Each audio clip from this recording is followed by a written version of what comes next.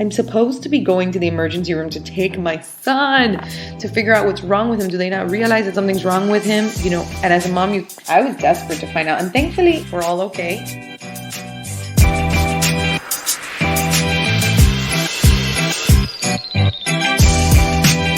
Hey ladies, welcome back to another episode of B3 Boss Babies and Thoughts. While I talk about all things motherhood, entrepreneurial, and how to have fun with everything in between. I'm your host, Jessyca with a Y, and I cannot wait to dive into today's topic. So make sure to grab your favorite cocktail, sit back, relax, and unwind. Let's have some fun.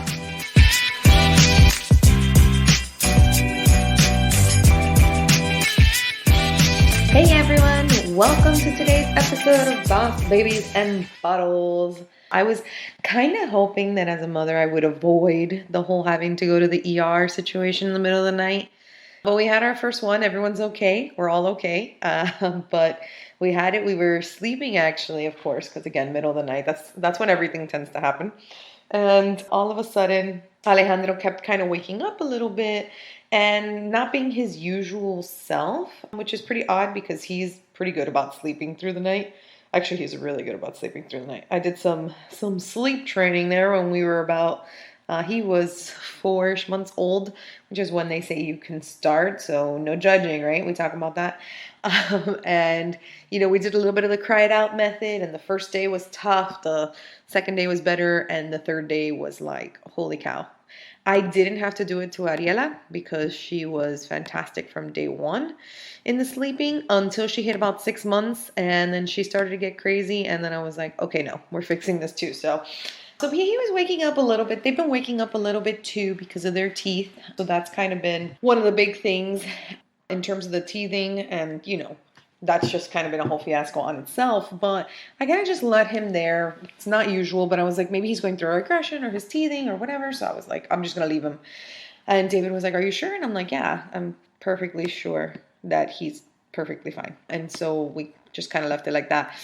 And then he kept waking up again. And I think it was the third time. I finally went in there and I picked him up. And guys, my heart dropped.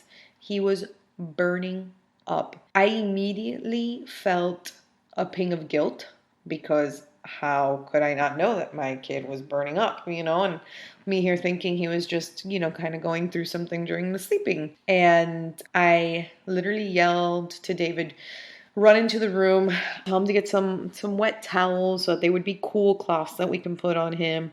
And I got the thermometer and I took him to the bed. I took his thermometer. It was 102.8. And I'm freaking out because obviously, the only thing I had ever heard was don't let them get to like high temps, like 103, 104. Like those are terrible. And this kid's at like 102.8. So high. I undressed the poor kid. He's like he's such a good boy too that I don't think he ever really like full blown cried. He was just complaining the whole time, like, and the poor thing, I'm undressing him. He sees, I'm sure, the frantic guilty face that I have on. I don't know which other way to put it. And David starts putting the cold cloths on him. I'm taking his temperature. I was about to like put him in like some not super cold water, but you know what I mean, like room temp water. And I was like, no, let's take it a second. I tell Dave, I think I went to go get the Tylenol. I gave him the Tylenol and I told David, I said, if his temp doesn't go down in like 10 minutes, I'm going to take him to the ER. And David's like, are you sure? Like, do you think we need to do that?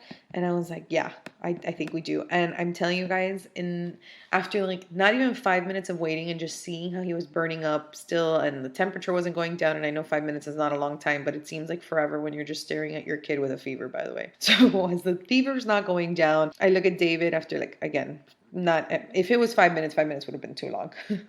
And I'm like, it doesn't matter. I'm getting dressed. I'm taking him to the ER. And he just like looks at me with this like face, like just a blank face. And I'm like, no, this is what's happening right now. I'm going to do it. And he's like, okay. And he can't come with me, which is the craziest part because, well, first of all, we have obviously Ariela in the house. So we really can't go anywhere.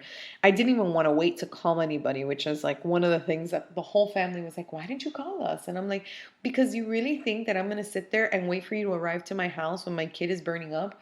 No, I got dressed. I told David to put him in the car seat and we left, When I'm home at night, I'm with my glasses.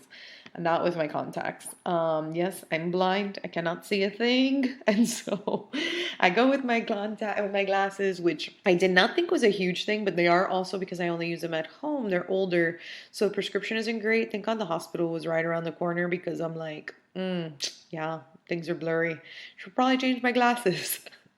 So thoughts that are going through my head. Again, Alejandro is super quiet throughout all of this as we're in the car, and I'm the one that's talking to him, trying to calm him down. But really, I'm calming myself down because my kid's fine. My kid's not saying anything. He's like fine. He's not crying. He's not complaining. He's not nothing at this point. He's just chilling back there in his car seat, and I'm the one that's having a heart attack. And then I realize when we get to the ER that I have to have a mask on. And if you have glasses and wear a mask, then you understand the fogging struggle. And it was terrible. I'm literally struggling this whole time, but this is not about me. It's about my kid. So I'm like, whatever, I'm going to throw this mask on. I'm going to figure it out. For those of you who heard my original labor and birth podcast, I had to give birth, obviously, with glasses and a mask on because of my C-section. You can't have contacts. You have to have glasses. Or if you, or nothing, I guess, but then I'd be really blind, and what's the point of that? And I had the fogging problem, and the lady who did my epidural, she was also my anesthesiologist. She gave me like a piece of duct tape. So she literally taped my mask to my nose at this birthing process. So it gives me all these flashbacks because I'm at the hospital again, but now with my kid, but with the mask that's fogging glasses. So again, these are all the thoughts that randomly run through my head throughout all of this. But I didn't realize how far the parking was from the actual ER room entrance, like the emergency room entrance. And so I still have Ariela and Alejandro inside of car seats, the ones that are removed from the car. So the base stays in the car, but the actual car seat comes in and out. They're still in the weight of it, and also it's easier for us when we go to like swim class and things like that. I have the other ones here, but I just haven't switched them because we haven't had the need. So, and I didn't want to carry him physically in because I wanted to be able to put like a seat cover and like get him covered because of course, we're in the hospital. So I'm literally running through this parking lot, guys, with my almost 20-pound child in this car seat and the diaper bag thrown around me and my glasses with a fogging mask, or with the mask on with my glasses fogging, better said. And I'm like running over to the entrance, and there was a fiasco, of course, at the security. The security lady, they have to do like the COVID screening, and she's taking forever. And now Alejandro's starting to get fussy all over again. And so I'm like, have you ever been here before? And I'm like, yeah, I have. It's for my son. Da-da-da. I show her the kid. And she's like, oh, okay, well, pediatrics isn't here. And I'm like, okay, but this is the emergency room. So where's the emergency room for pediatrics? She's like, you're going to have to wait. And I'm like, how long do I have to wait? I'm like, I thought it was right here. I'm literally seeing a sign that says, by the way, emergency room, adults to the left, pediatrics to the right. They're like, no, we have too many adults now with COVID. So this whole entire section is for adults, and most of them are coming in with COVID. So I'm like, oh, so if it wasn't a fear already, it's definitely a fear, as this security guard is telling me that. She's asking me for my license. Obviously, thankfully, I grabbed my license. I don't even know when I did that, but obviously I grabbed, thankfully, my license. Because I only grabbed the diaper bag and the kid, so I must have thrown my license in my diaper bag. These are the crazy things that go through my head. Like how quickly I do things that I don't even remember. So I throw it all in there, and so I'm taking out my license, better said. And she's asking me questions and the whole thing. And I remember one of those, I looked at her and I said, ma'am, my kid has a high fever. I'm vaccinated. I just need someone to come and grab me. And she's like, we're going as fast as we can. The machine's not working. I can't get the sticker from them that gives me permission to get in. It was, again, an absolute fiasco. And then one of the guys that was sitting in the back from the security, not the two securities in the front, one of the ones sitting in the back, he goes, I'm going to call pediatrics for you right now while she finishes that. And I'm like, oh, good. Someone with a brain is going to start getting someone over here while they're having issues with this, screening process that they're trying to do. And so then the nurse comes. She's dressed in like the full-blown astronaut gear that, if you've been to the hospital, obviously during COVID times, and you know what I'm talking about. They have the full suit, the full headgear, the full face masks. Like, it's absolutely nuts. She comes over. I can barely hear her because she sounds like, again, an astronaut. She's like, like that's how I hear her breathing. I'm like, what is this? She takes my temperature. She takes Alejandro's temperature. Obviously, Alejandro is through the roof, which, mind you, bad time to have a fever anywhere these days.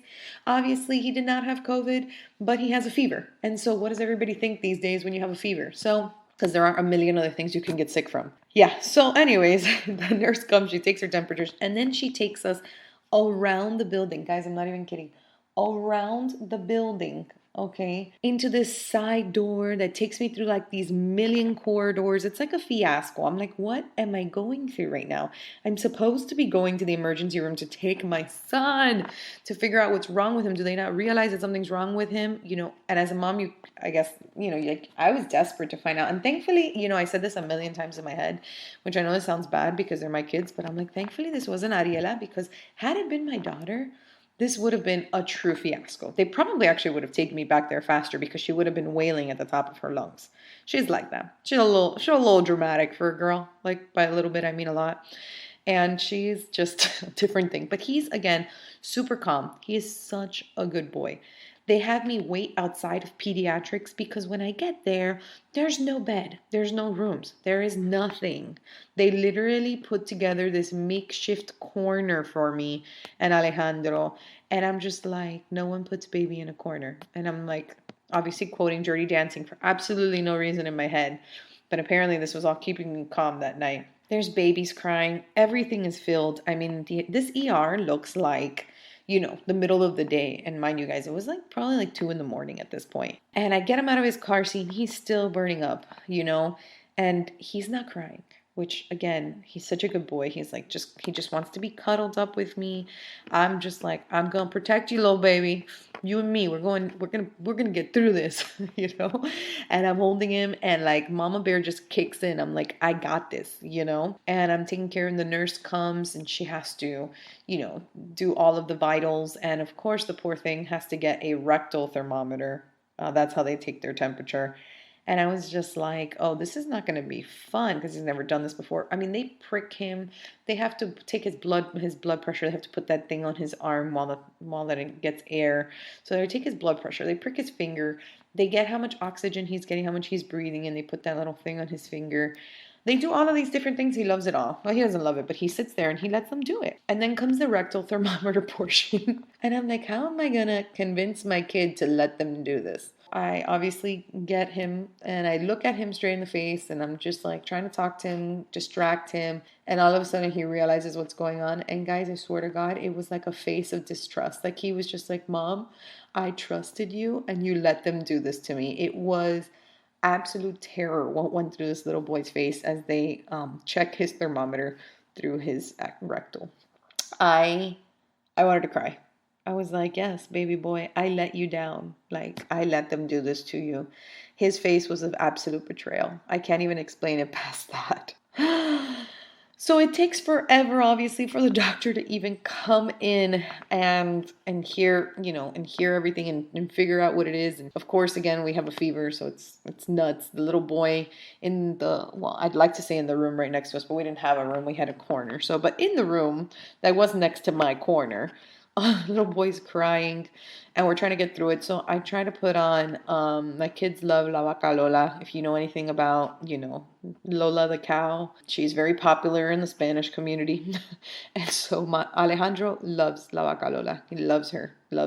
Like you can sing the song from far away and all of a sudden he starts clapping and smiling. Like he loves La Vaca Lola.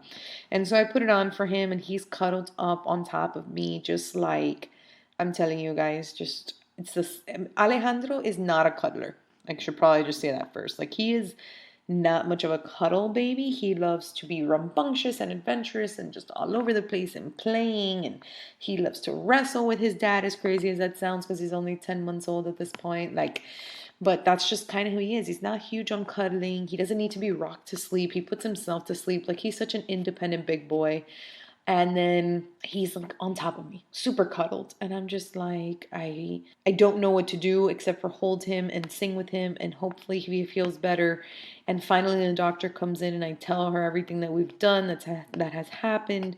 And she looks at him and she's like, well, it could be a little bit of teething. And in my head, I'm like, yeah, but the fever is like really high. But then she says that. She's like, yeah, but his fever's a little higher. She checks his ears, guys. He has an ear infection. Yep. You heard me right. And I paused accordingly. He has an ear infection. So then I go to her. I'm like, how would I have known this? Like, is there a way that I could have checked this where I wouldn't have been so crazy, where I didn't have to like run all the way over here or anything like that? And she goes, no, it's an inner ear infection. So unless you had, and she points to the little gadget that they use to look into the ears. I don't know the term. I apologize. I'm not a medical professional. And she looks into his, she's like, unless you had this, you wouldn't be able to tell that he had an ear infection.